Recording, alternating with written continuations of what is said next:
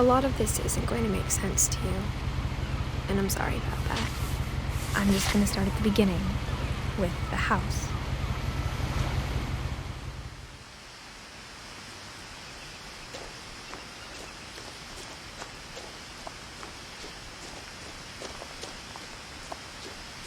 I lived here until I was 11, but I wasn't allowed inside half the rooms.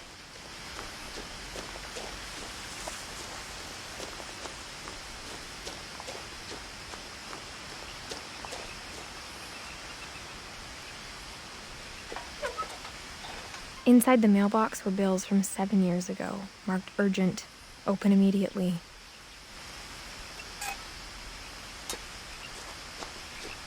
I hadn't been back since my brother Lewis's funeral.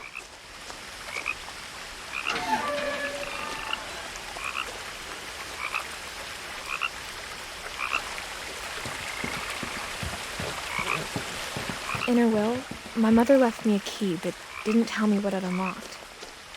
Maybe she thought I'd know, or she thought that the mystery would be enough to bring me back.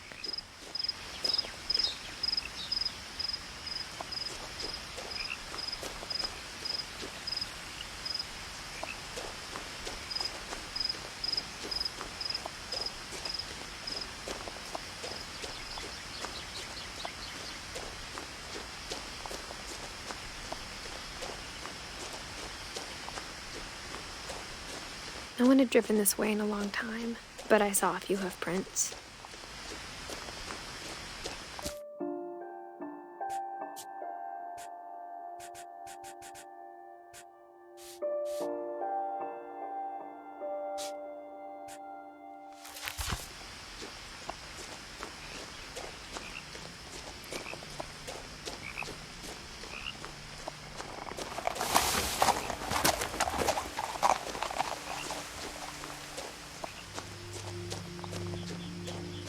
The truth is, even after I inherited the house, I never thought I'd come back to it. But now I had questions about my family that only the house knew the answers to.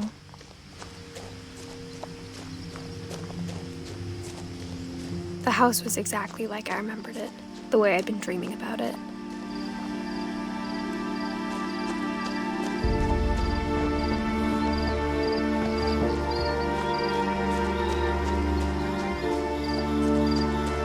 As a child, the house made me uncomfortable in a way I couldn't put into words. Now, as a 17-year-old, I knew exactly what those words were. I was afraid of the house.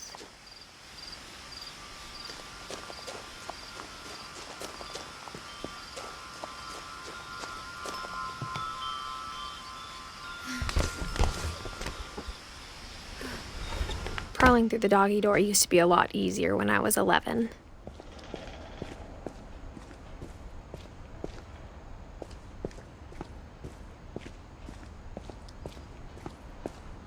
For the first time in years, I felt like I was home.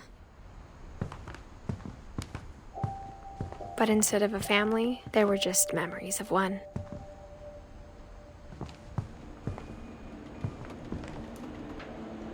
Like how after Lewis started working at the cannery, we all got sick of eating salmon. Except our cat, Molly.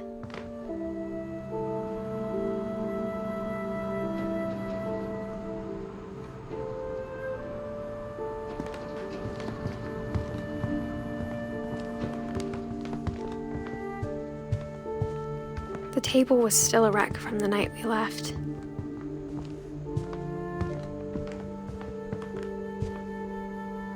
My mom was the only one of us who could imagine Great-Grandma Edie living in a nursing home. It was like a bomb had gone off, killing everyone but sparing the furniture.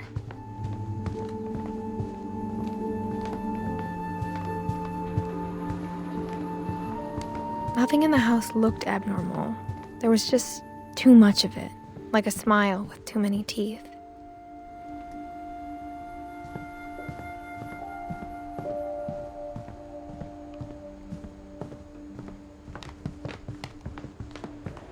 Even the fireplace had a story. Edie told me the bricks came from the original house, after it sank.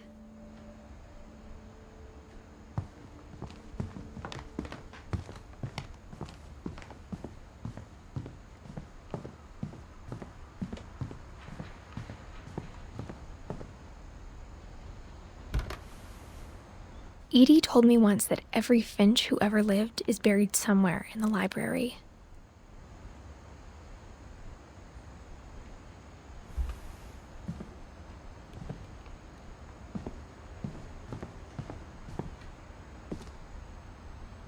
After Milton disappeared, Mom sealed up all the bedrooms. Then Edie retaliated and drilled peepholes.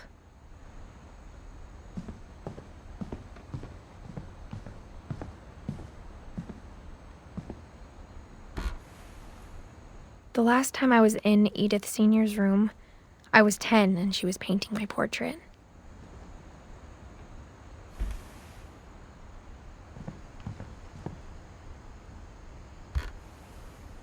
My Grandpa Sam spent 7 years sharing a room with his dead brother, Calvin.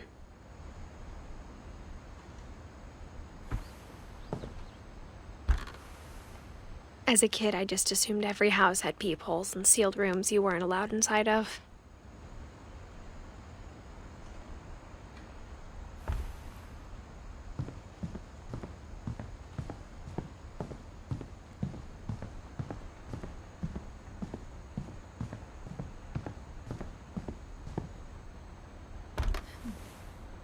Molly always seemed like a girl I could imagine being friends with, if she hadn't died in 1947.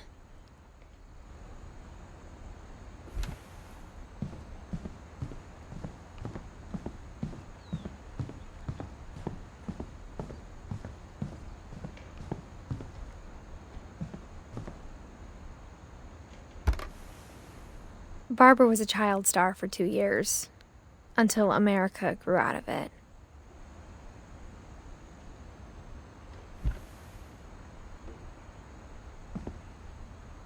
Edie's father, Odin, built the original house. Whenever people ask me about my family, the first thing they always want to know about is Barbara.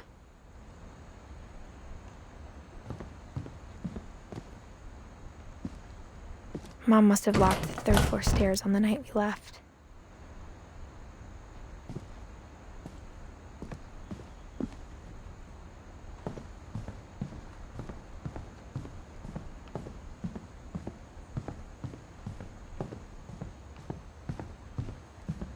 I spent a lot of time playing in Great Uncle Walter's room. I think my mom sometimes regretted not sealing it up.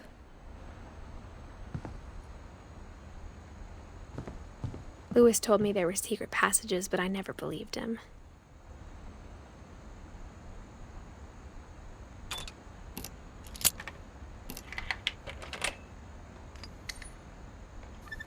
Turns out, my mom was really good at keeping secrets. Now it was time to find out what my mom had been afraid of.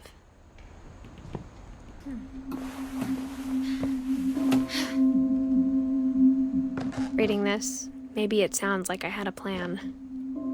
From the paintings on the wall, it was clear my brother Milton had been here before me. But I had no idea what was behind that door.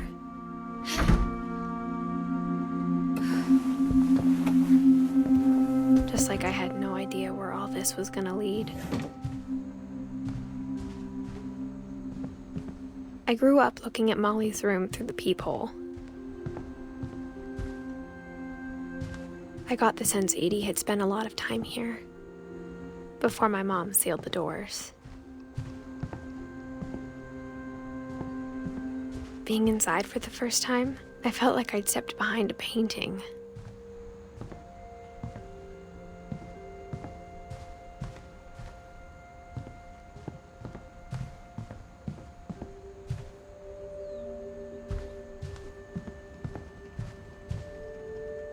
Molly's gerbil had a tiny bedroom with its own even tinier gerbil cage.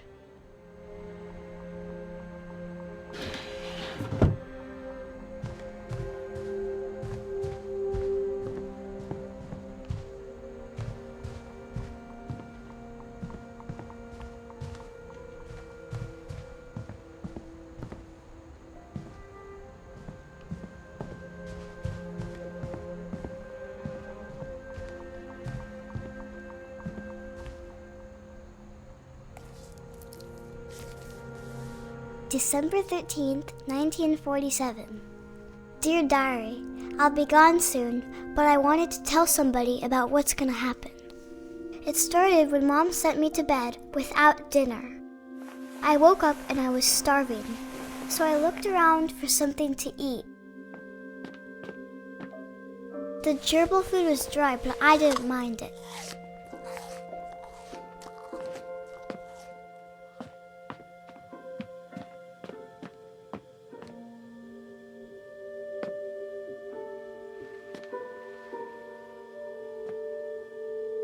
I thought about eating Christopher, but I held back.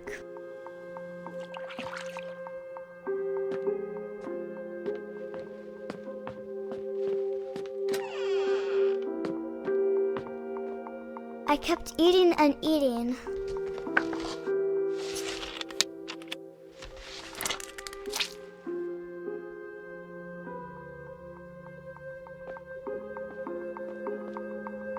I ate a lot of things that night.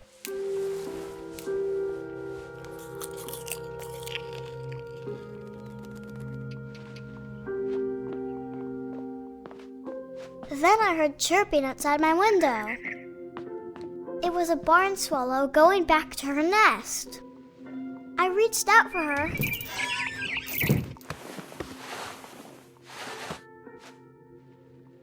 And suddenly, I was a cat. I tried to be quiet, but the bird was really scared.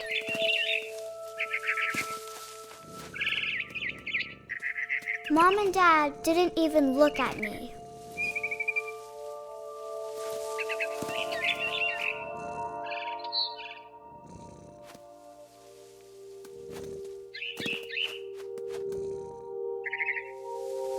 I jumped and I almost got her.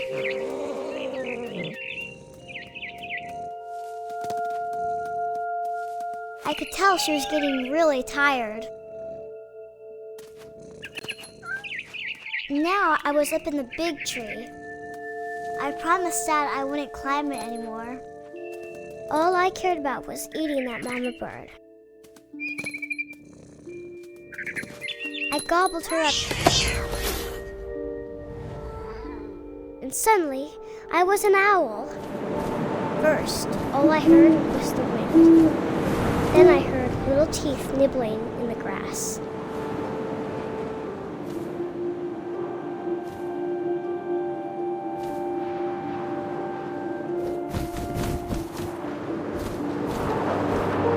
Rabbits.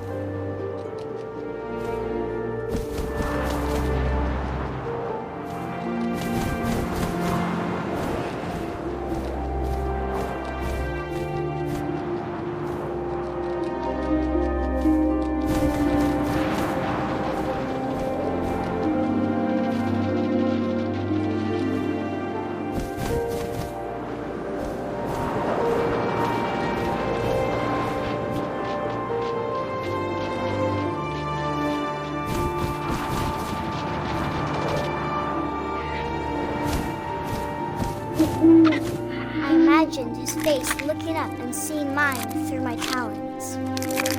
I swallowed him up, and I didn't chew one bit. Then I flew off to find something bigger.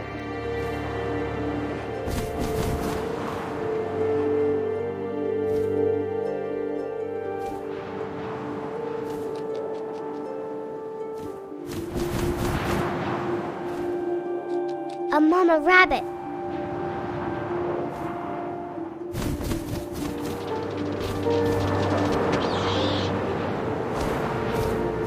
She was almost too big to carry.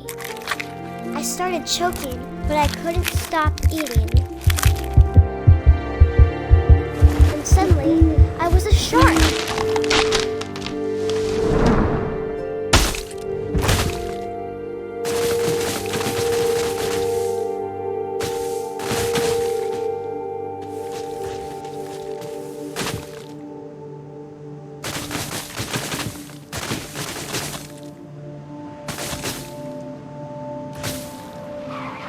I rolled off a cliff and into the ocean.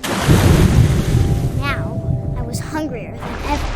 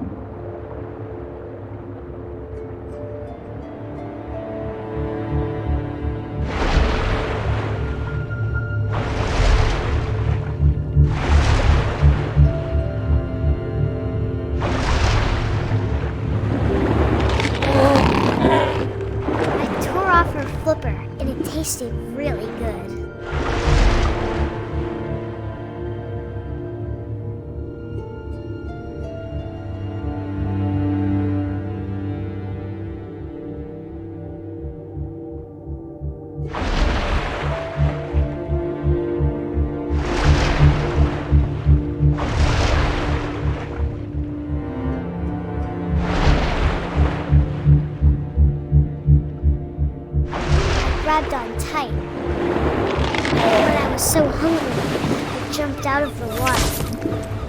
When I opened my eyes, everything had changed. Now I was a monster, and I smelled people everywhere.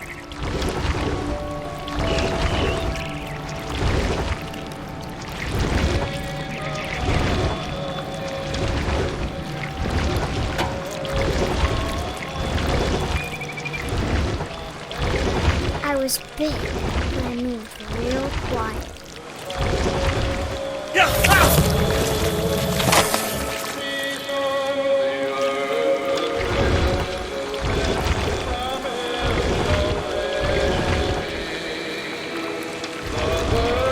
I wanted to stop, but also I didn't.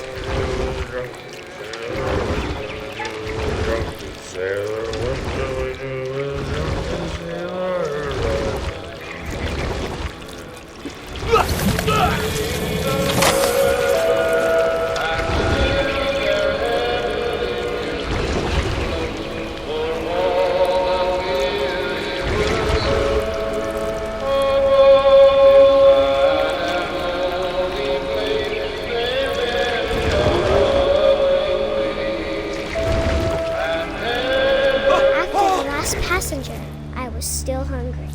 And across the water, I smelled something new. Something I had to have, so I swam towards it.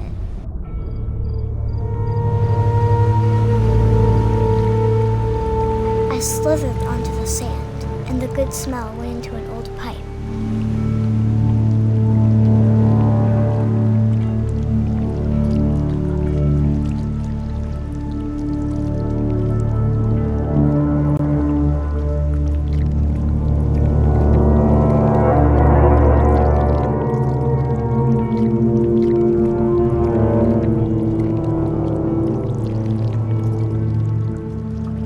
I got closer and closer.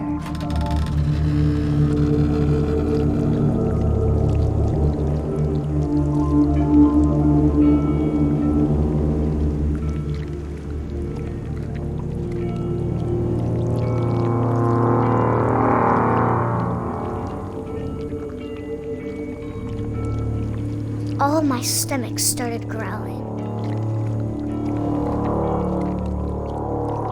And suddenly, I was me again. I held my breath for a long time, but I couldn't hear anything. I think it's waiting for me to fall asleep. But it's not going to wait much longer. It needs to feed, and we both know I will be delicious.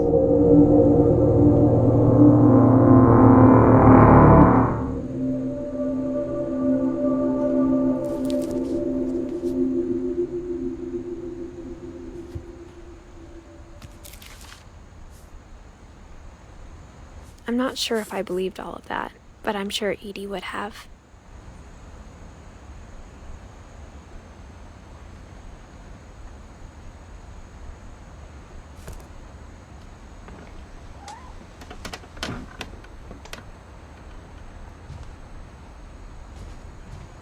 I can't describe it, but I felt like some part of Molly was still here.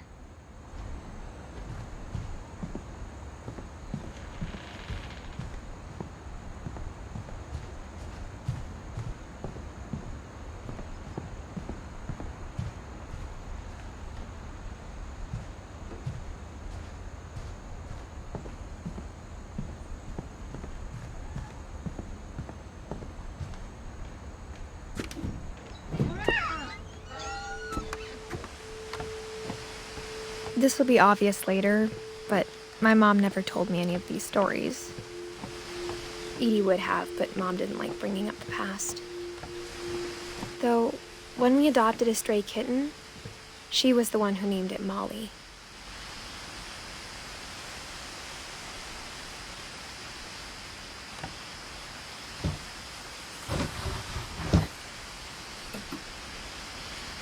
I spent a lot of time in Great-Grandma Edie's room. We got along, and it was a good place to hide from my mom.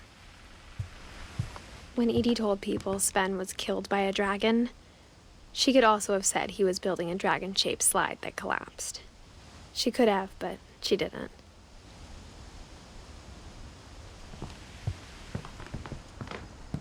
Even in her 90s, sometimes Edie seemed a lot younger than my mother.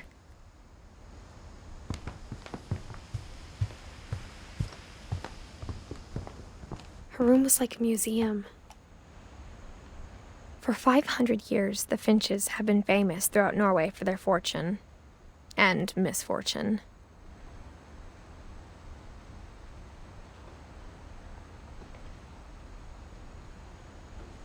Odin Finch buries the latest victims of the family curse, his wife Ingeborg and their newborn son, Johan.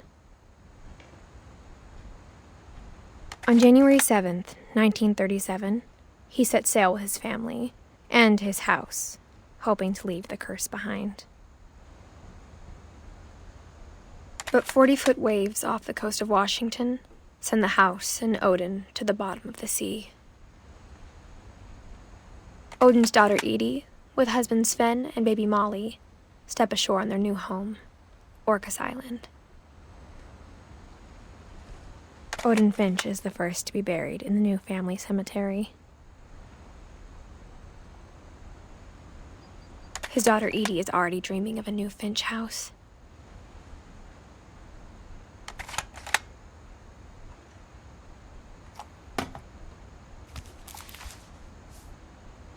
Whatever's wrong with this family, it goes back a long ways.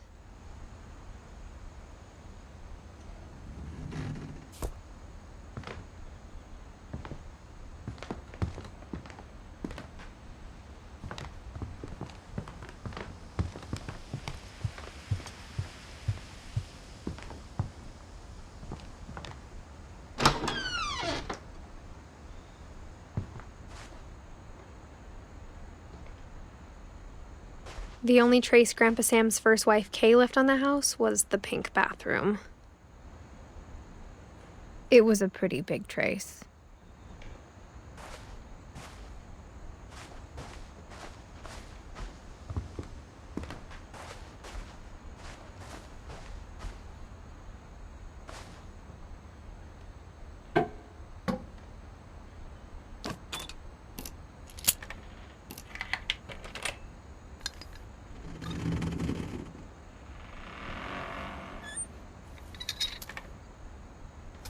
There's a secret in this bathroom. It's in the last place you would look.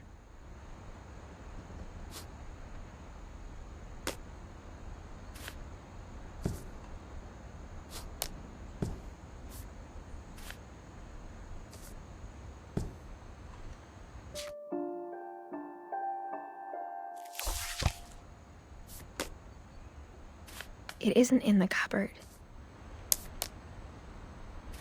It's hidden in this book.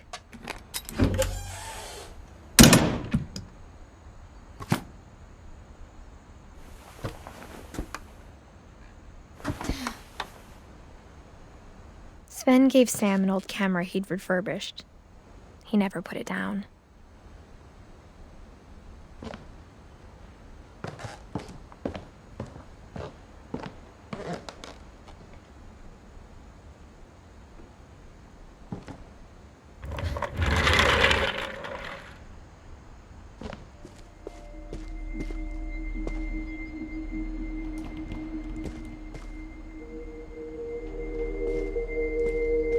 I knew Grandpa Sam had a twin,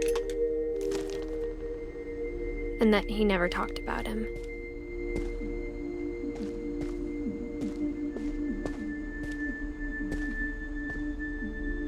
I guess my grandpa didn't like history any more than my mom did.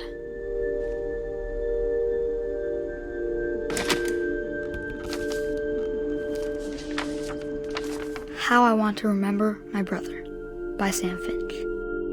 The thing I remember is that when he made up his mind, that was it.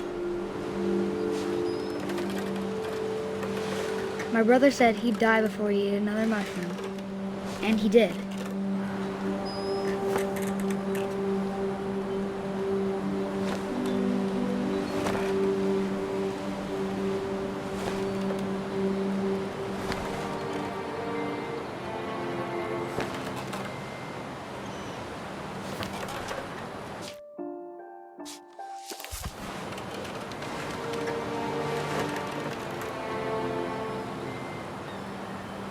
At Barbara's funeral, we swore we'd never be afraid again. And he wasn't. I think Calvin always wanted to fly.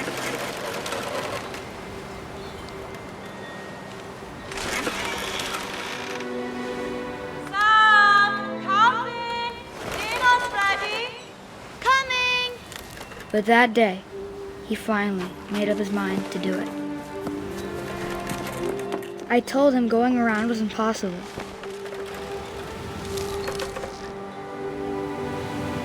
Maybe if I hadn't said that.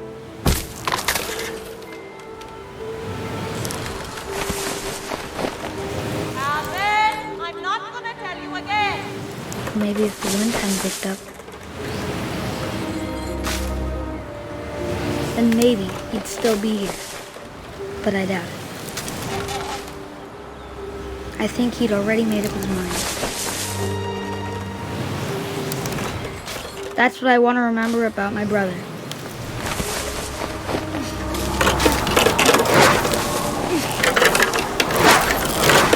The day he made up his mind to fly.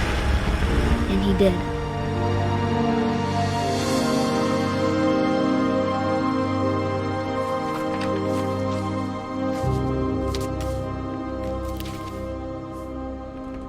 Calvin's story felt strangely familiar. When I was younger, I remember trying to do the exact same thing.